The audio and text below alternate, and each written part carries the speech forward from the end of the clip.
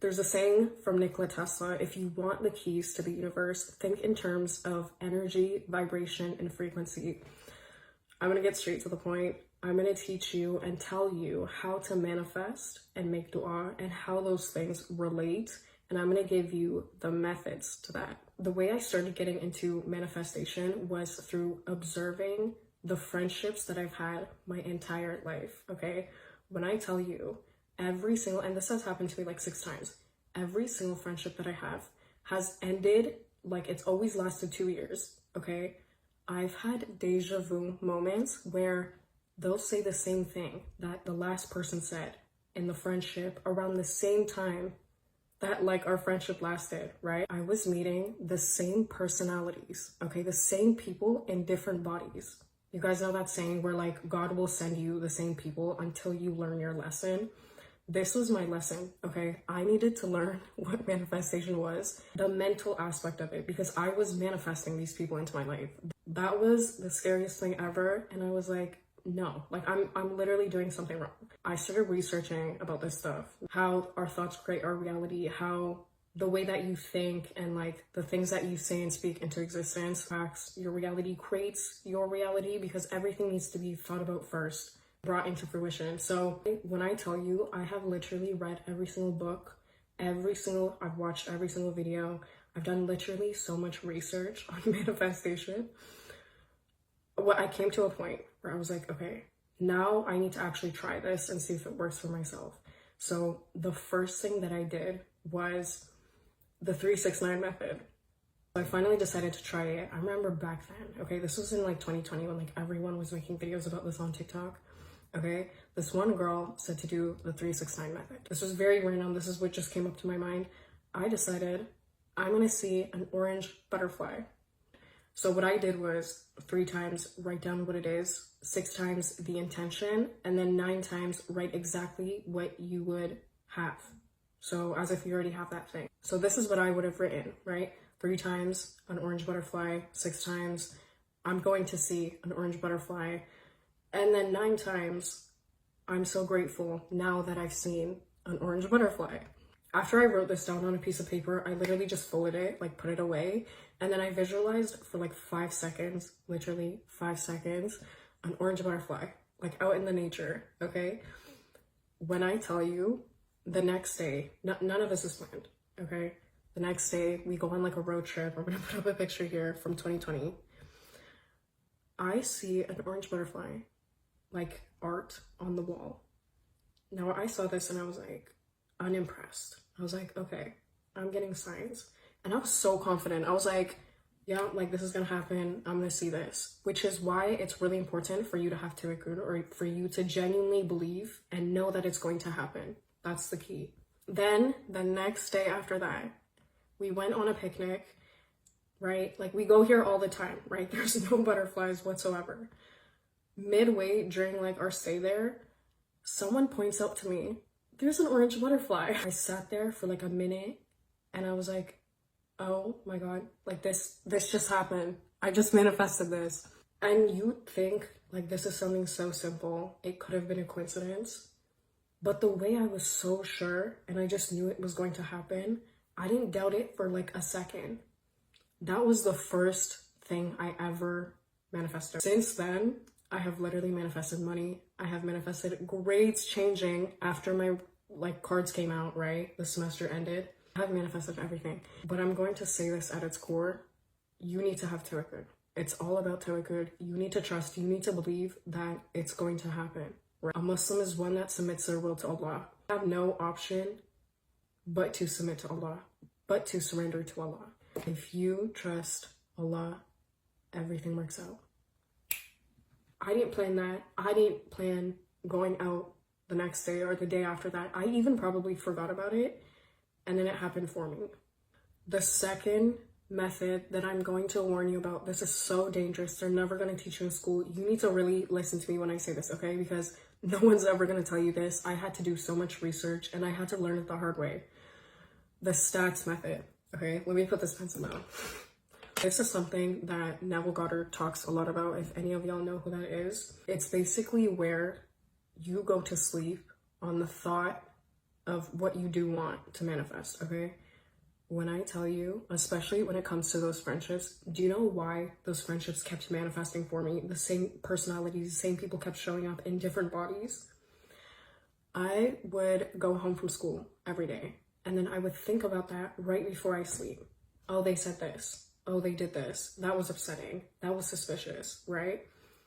I would fall asleep to the thought of things that I didn't want or did occur in my day, which I understand it's like innate for all of us to just like observe like what happened throughout our day at the end of the day when we're about to fall asleep.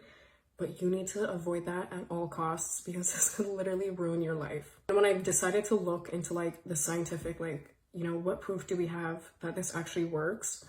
This has to do with our theta waves, which is the stages of us falling asleep or eventually falling to sleep.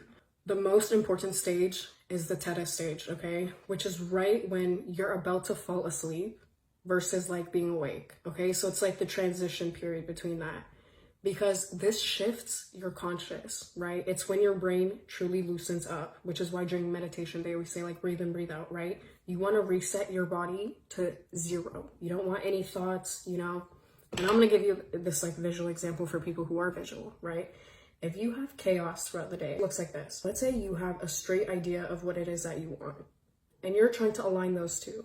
Does this sit on top? Does it sit flat? Do these collide? No. You want to start off on a clean slate, okay? And then have a clear understanding of what it is that you want. This is your conscious, this is what you want. You have clear understandings and a clear slate to input these subconscious messages into, okay? They collide, they sit together, they match. You want to clear your conscious. You could do this by breathing in and out. You could do this by simply focusing on nothing, right? Focusing on nothingness or your breath.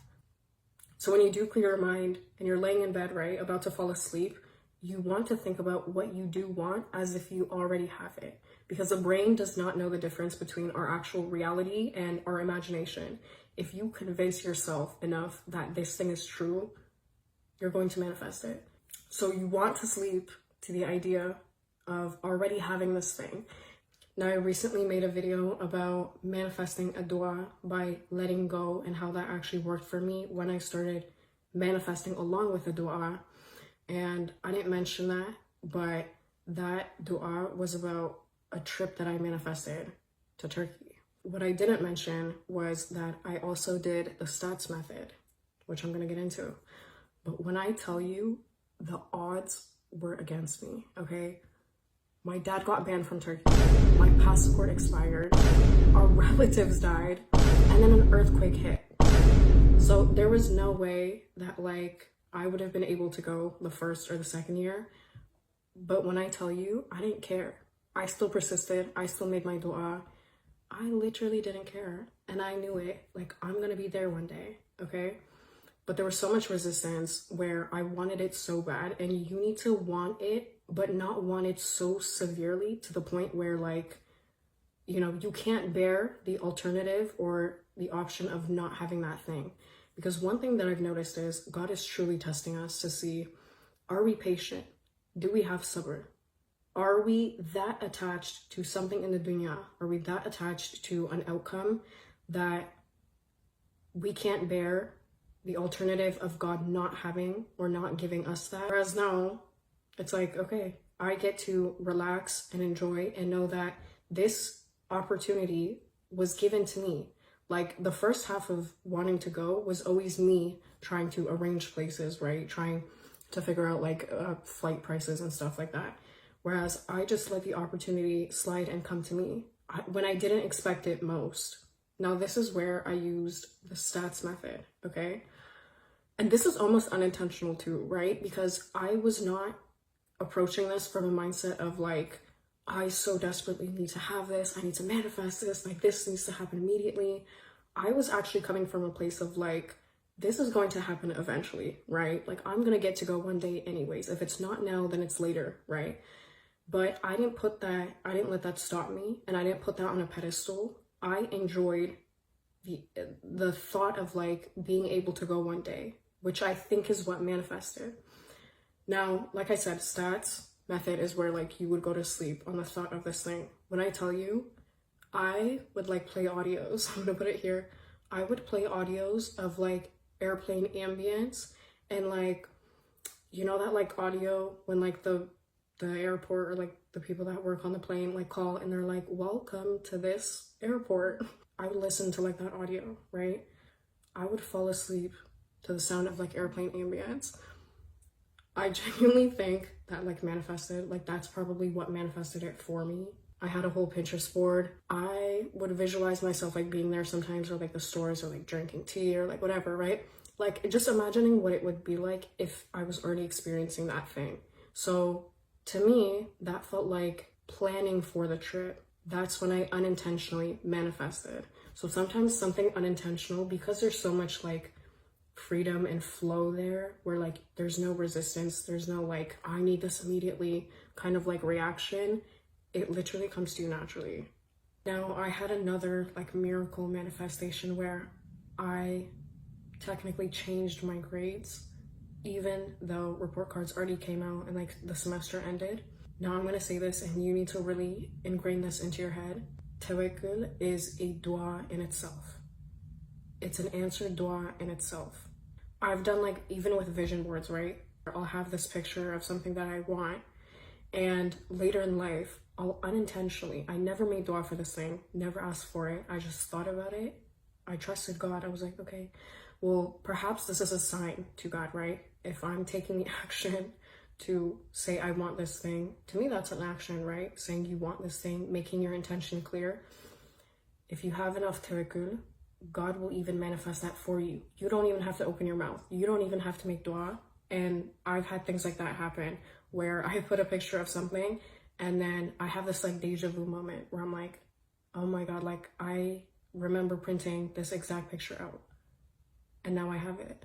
Now there was like this 1 month where I didn't go to school, right? I had a lot of absences, and this one class, I thought I was gonna fail it, okay? I had a final exam for that class and like the semester was ending when I came back.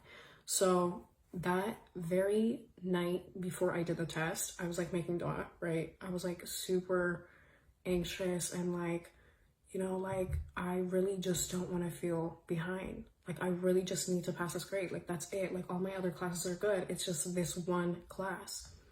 So I'm making dua there, right? And then I'm like, wait, why am I this worked up and worked over grades? Okay, like it's really not the end of the world if anything else happens, right? I made the decision then and there that I'm going to pass. I don't care what the teacher marks, okay? I don't care what the teacher writes. I'm going to pass. I'm not taking this course again. Matter of fact, the next day I did the test, okay? When I tell you, I even did something like wrong. I remember doing like a whole page wrong because I like misunderstood the instructions. Apparently we were like allowed to like leave one page out or something like that, okay? Where like I misunderstood it and it put me at an even higher risk of like not getting the marks that I wanted. On the page for like the grades like a few days later. And when I tell you, it was down by like 2 marks, I think, okay? Where like I couldn't pass. I was like, no, I passed. For most people, you would sit there and be like upset that like your dua didn't get accepted, or like you sincerely, genuinely, really wanted to pass and like God didn't accept this for you, whatever, right? Most people would be mad at God or themselves, right? Like, oh, I should have done this or that, or like, God, like, why wouldn't you accept my dua? I was mad at the lady because why are you trying to get in between me and God? Like, you better mark that correct, okay? Literally for the next like 2 days after that, even though I felt like disappointed or whatever, or I was like, I can't believe this. Like, no, there's something wrong. You work accordingly to what I want, not the other way around, okay? I made dua, I don't care, I passed. When I tell you, this could have been a mistake on my behalf, okay? When I went back to check, okay, this was like a random 3 a.m. like impulsive decision to just get up on that page and just check, like, no, I want to see, is this really true? I then realized like the lady, the teacher, didn't add my like unit 1 marks to the second unit thing. So my mark was higher than I even expected right? So she would have had to added that in or changed it or whatever, okay? And I was like, that's what I thought. That's what I thought. So technically, even though it was like a misunderstanding, my grade still changed. That was when I was like, oh my God, like Allah was testing to see, God was testing to see how I would react, how I would truly and sincerely trust and believe wholeheartedly. Like, I don't care what this number says. My grade looks like this. I passed. I don't care. You could do any method, okay? It doesn't have to be stats or the 369, okay? You could do a vision board. You could do visualization. You could do affirmation. And you could do those or like any other method out there. It doesn't matter. I think those are all a prompt to really train your mind and really convince you to believe and wholeheartedly know. Like, just trust God. I don't need to chase this thing. It's going to work for me, right? Because chasing something implies that that thing is running away from you, right? Why would I chase something when I can let it come to me? Allah says, I am how my servant thinks of me, okay? Why would God want you to not win? Why would God want you to not be rich? Why would God not want you to be happy with so-and-so, right? The way that you think, right? And this goes into our thoughts creating our reality, as well as things for affirmation, right? The Prophet, peace be upon him, says, do not subjugate for yourselves anything but good, for angels say Ameen. It's obvious and it's clear that these things, right? Like Nikola Tesla said, our world is literally just energy, vibration, and frequency. If you let your intention out into the world, if you let it know, right? If you speak it, if you write it down, if you print the pictures out, right? Create a vision board, you're letting God know. You're making the initiation, saying, I want this thing. God, I know you're capable of saying, be it, and it becoming. Start being intentional, start being specific, start asking, start believing, start knowing, right? Stop suspicion and stop doubt, right? The Prophet, peace be upon him, also says suspicion is a bad thing, right? We should not be asking with ifs. Is this thing going to happen? This is the last thing that you need to really be careful with and really know what you're asking for, because I hear this a lot from people, right? I made this dua, I asked for this, and then it turned out being something that I didn't want. I'm going to give you this visual. This is you. This is your goal, okay? Think about whatever that it is that you want. What would it look like already having had that thing? Now, I hear this one a lot, right? People say, okay, well, you need discipline. You need to work towards your goals. And by the way, I'm writing this backwards, okay? So we're not going to talk about that. But this is the action, okay? The action goes in the middle. The action and action is the A. Working, you need to be thinking, you need to be visualizing about the end goal, what you actually want versus what you think is going to get you there. And I'm saying this because most people close doors and close opportunities on themselves. Your entire focus should be B, okay? Don't worry about A, because when you put your intention out there and you make it obvious to God what it is that you want, right? And your intention is out there into the universe. You need to not think about A. Don't worry about A, because when you make it clear to God that you want B, you want a certain result, you want a certain person, whatever it is, God's going to give you opportunities. God's going to tell you the A. You're going to figure out the A and then take action for it. So I'm not saying don't take action, don't work in the physical. No, you should, right? Because the Prophet, peace be upon him, said to a man, tie your camel, put your trust in Allah, right? Trust God, do what you can. We have arms, legs, and hands for a reason. You should be working towards what your goals are, right? So for example, let's say you want money, okay? Let's say you want like $1,000, okay? This is your end goal. But what's the point of wanting this 1,000, okay? Let's divide that. Let's put a line right there. Beneath that 1,000 is what? Being financially stable.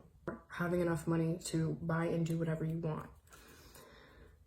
What is one way you can achieve this, right? You need to go from this to this. You're thinking about this ultimately, but what's one step you can take to achieve this? Whatever this looks like. Let's say it's a job, right? What's one way you can make money? What's one way you can make $1,000, right? a job. Let's say, I don't know, let's say you get into trades, right? You would learn, you would do trades or whatever, right? But if this doesn't work out, there's still a million other ways you could get to this. There's only one job. You can only do so much physically. You can only spare so much time and energy and effort and foster, or act towards this, but it may not achieve that. It may not achieve your end goal, which is why you should not be spending years, you should not be spending your du'as on A. There's a million ways to get to here, whereas you've cut yourself and you're saying, no, I need to have this job, I need to work here, I need to do this to get this. No, you don't. Worry about B, worry about the end goal. You will come up with ideas. You will come up with ways to achieve this, right? When you get that intuition, at least that's what's worked for me, right? You make dua for something and then you get ideas. Allah will literally give you opportunities. That's when you take action. You could visualize, you could manifest this as well. But for me, I would do B, right? Get straight to the point. Reason why I'm also saying this, and I had to draw this out for y'all, is because I've actually done this with the 369 method. I think I wanted like $300 once for something. And then I did the method, right?